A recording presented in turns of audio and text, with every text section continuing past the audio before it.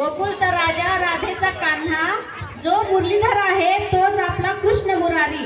निळ्या सावळ्या कृष्णाचे रूप आपल्या मनात कायम राहते. चला तर मग कृष्णाच्या भक्तीत तल्लीन होऊ. कृष्ण मुरारी हे गीत घेऊन येत आहेत नंदिनी आणि श्रावणी येतात 6वीच्या मुली.